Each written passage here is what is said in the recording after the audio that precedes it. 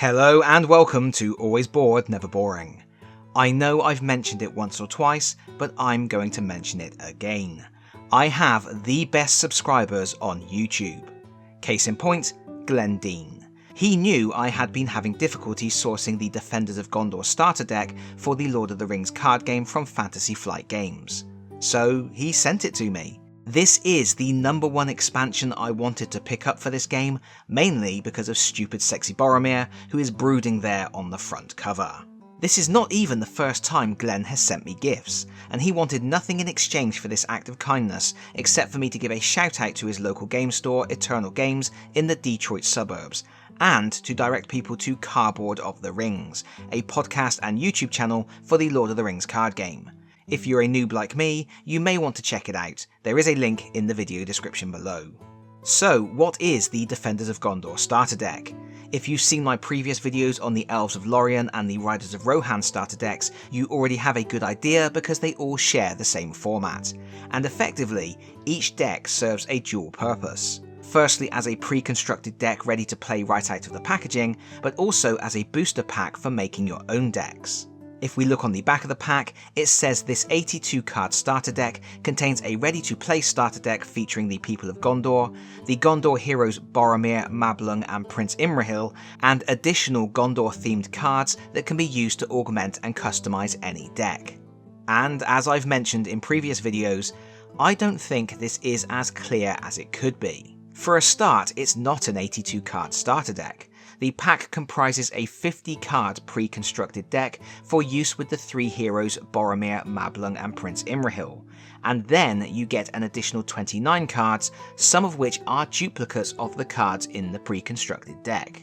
Secondly, 2 of these additional cards are heroes, and we aren't talking small heroes here. You get Beregond, who is an excellent character in the books, and you also get Faramir. That means you can use this pack to run Boromir and Faramir together. That is so incredibly exciting, and omitting any mention of either of those characters on the packaging feels like a bit of a marketing snafu. It's also worth noting that means this pack contains 5 heroes. The other starter packs only have 4. Inside the clamshell, we have our handy dandy instructions leaflet. This gives you a brief overview of the main gimmick of the deck and highlights some important card combos and strategies. The idea here is that the Gondorians will always rise to the occasion and have honed their skills facing the most dire threats imaginable. As such, some cards in the deck benefit from having a threat of 40 or more. You are balancing great risk with great rewards. Of course, this makes cards that can reduce your threat very valuable, so good old Gandalf makes an appearance along with Pillars of the Kings. This booklet also highlights what an absolute badass Boromir becomes if you give him visionary leadership and the title of Steward of Gondor. He's going to be generating additional resources each turn, and while he holds at least one resource, all your Gondor allies are gaining +1 attack and +1 willpower. Finally, after one more page of Boromir brooding, is it just me or does he look like Henry Cavill here? You get your starter deck list. This page only lists the 50 card starter deck, not the additional cards that are also included in the pack. So let's take a closer look at this deck. Obviously, with a gimmick based around having a high threat, and therefore doing a lot of fighting, you are getting a selection of powerful heroes that get you out of the gate strong. No one as powerful as Aragorn or Elrond, but it's a kick-ass team nonetheless, with a starting threat of 32. Boromir is the linchpin. He's a threat 11 leadership character with 1 willpower, obviously, 3 attack, 2 defense and 5 wounds. He has the traits Gondor, Warrior and Noble, and while he has at least 1 resource, all Gondor allies get +1 attack, which is absolutely huge. Even a lowly squire or Gondorian spearman can do their part. Prince Imrahil is an exciting inclusion.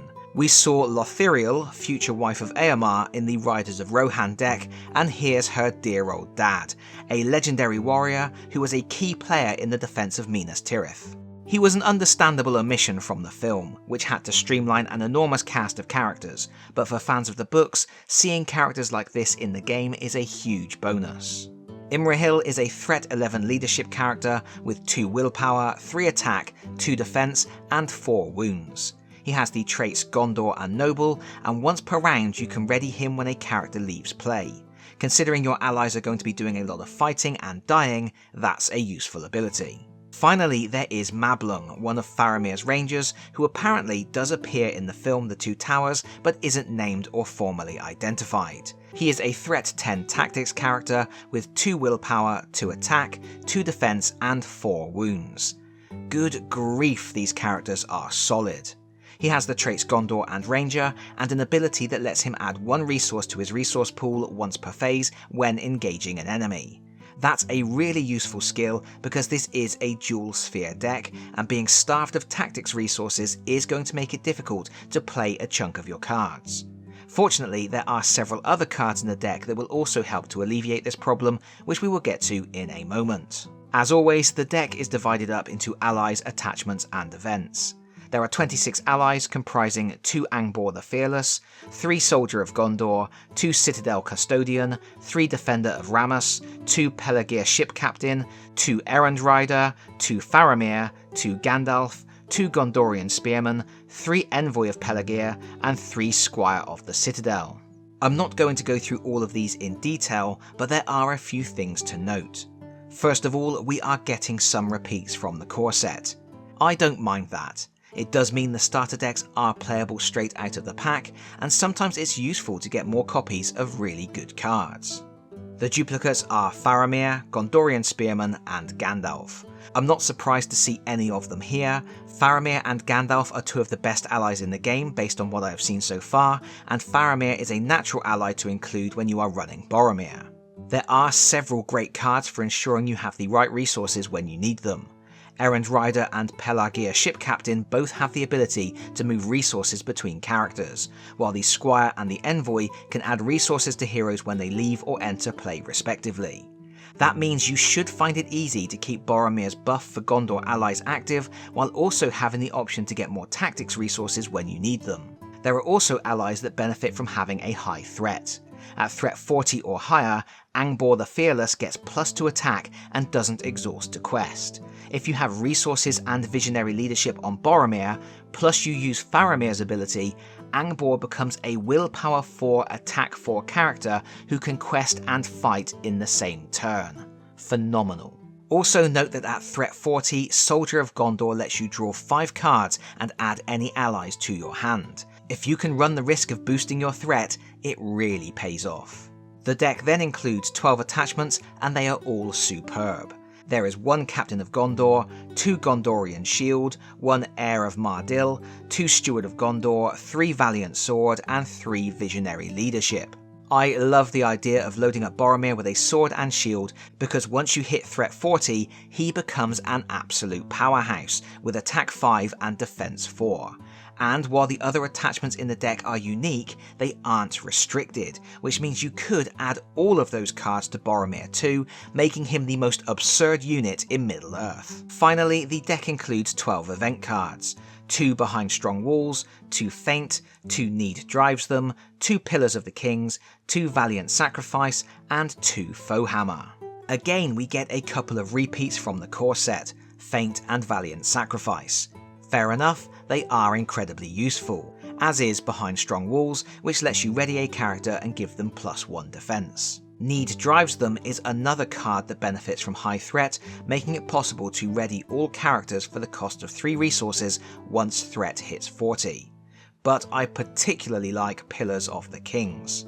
You can play it for free to increase your threat to 40 and draw a card, or 4 cards if your threat increased by 10 or more. Alternatively, you can pay 4 resources to reduce your threat to 40, which can be incredibly beneficial when you are right on the wire. Either way, a superb card. Finally, Foehammer is a great way to draw additional cards if you have powered up heroes wailing on the enemy with valiant swords. Overall, I think this is a really exciting deck. You are constantly playing on a razor edge, but also meeting the foe head on. You get powerful heroes, utilising excellent attachments and supported with solid allies. Superb stuff. And of course it doesn't end there, as you also get 2 more heroes and a wedge of extra cards. Admittedly, many of those cards are additional copies of cards that you will already find in the pre-constructed deck. This is because any deck is usually allowed to have up to 3 copies of any card. Once you take out the duplicates, which is enough to make 3 of each card from the pre-constructed deck except for Gandalf, you are left with 14 extra cards plus the 2 heroes. And the interesting thing here is the cards give you the tools to skew towards a completely different style of gameplay, with more of a lore influence focusing on rangers and traps. As already mentioned, the new heroes are Faramir and Beregond, and considering the connection these two have, it's lovely to see them side by side. It should be noted, you can't just plug Faramir into the pre-constructed deck. Not only is he a lore-based hero, but he is also already in the pre-constructed deck as an ally, and you can never have 2 different cards in your deck with the same unique name, even if they are serving different purposes. Faramir is a threat 11 hero with 2 wisdom, 2 attack and 2 defense. He has the traits Gondor, Noble and Ranger, and the keyword ranged. His ability grants him +1 attack for each enemy in the staging area, making him a superb choice for a scenario such as Journey Along the Anduin, where the enemies can stack up. Beregond is a threat 10 tactics character with 0 wisdom, 1 attack, 4 defense and 4 wounds. He has the traits Gondor and Warrior and the keyword Sentinel, which seems only proper. When you play weapons and armour on Beregond, you can reduce the cost by 2, making it easy to get him kitted up for a fight. With his high defense and cheap attachments, he should be able to stand up to most attackers. The new cards we get are 3 Emin Arnon Ranger, 3 Ithilien Pit, 3 Ranger Spikes, 1 Path of Need, 3 Coney in a Trap, and 1 Helm of Secrecy. The Ranger works really well with the traps, as when committing to a quest, their willpower is increased by the threat value of 1 enemy with a trap attachment. Path of Need is incredibly strong and limited to 1 copy per deck. You attach it to a location, and while that location is the active location, heroes don't exhaust to attack, defend, or commit to the quest. Absolutely huge. Coney in a Trap is perfect for when Boromir and Faramir team up, as it requires 1 warrior and 1 ranger. It prevents an enemy you engage from attacking until the end of the round. The last card, Helm of Secrecy, is an interesting one. It's limited to 1 per deck, and it lets you swap out a character with a different one from your collection with the same or lower threat value. This is a tricksy card and something I think more skilled players will get the most utility from. It's also going to be most useful when you are playing a scenario you know well and which has a pivot point where you suddenly need access to a particular skill set. For example, if you are playing a scenario that starts out being quest heavy before turning into a brawl, you could use Helm of Secrecy to swap out Spirit Eowyn for a character with a bit more punch. Overall, it's a really fun set of cards and there is plenty in there to inspire new deck builds. I definitely want to see if I can create something around a Boromir and Faramir team up, as well as a Ranger deck. There are so many options.